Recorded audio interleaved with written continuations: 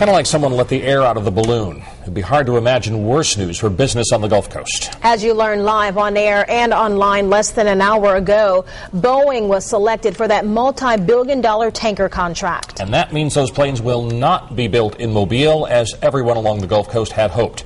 April Douglas was downtown when the announcement was made, and Hubert Tate was in Pensacola. We start, though, with April. Well, Bob and Lenise, it was definite disappointment this afternoon as word started to spread that the Pentagon had in fact chosen Boeing over EADS. There was a sense of just people were down. This wasn't the news that we all came here hoping for. This wasn't the news that people expected. After all, in 2008, we were awarded this contract, and at that there was celebration. But today, a lot of people with heavy hearts here as the Pentagon announced it had chosen Boeing for the $35 billion tanker contract. Someone who was very disappointed is our Mobile County Commissioner, Connie Hudson, who is joining us now. Connie, this wasn't the news people came here to hear today. No, it was unexpected, very disappointing. But I think, we have to remember the successes we've had in this community lately, and I think we'll fall back on that. A lot of people have described this as we've laid the groundwork. Big things are headed to our area. We've shown people that we've pulled together. We have all of the resources. Is that your feeling today, that good things are still to come? Oh, absolutely. There are a lot of projects still on the table, a lot of negotiation. And just remember, hardly a month ago, we won a $4 billion contract for a littoral combat ship. So things are continuing to happen. It's just minor setback, but we'll get through it. When you heard Boeing, what was your thought, your thoughts?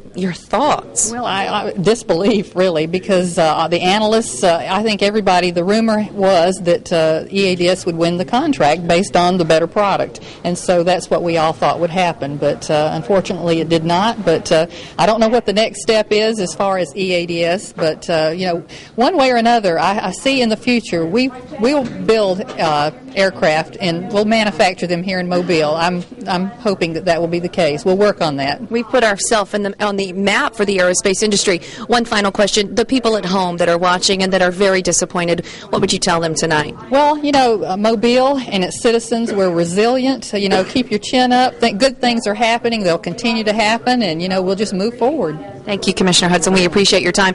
Of course, this wasn't the news. This was a contract. It's the largest in military history, $35 billion. And if it was awarded to EADS, those planes, the tankers, were going to be built at Brookley Field. It would bring 1,500 jobs, 50,000 nationwide. Again, though, that contract, the Pentagon has chosen Boeing, but we don't know if this is the end of the tanker saga. Of course, it has gone on since 2008. It will be interesting to find out what the folks of EADS have to say tonight. Bob and Lenise.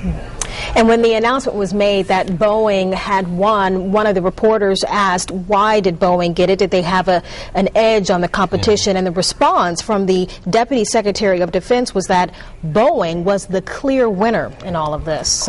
Wait to hear how they define clear winner.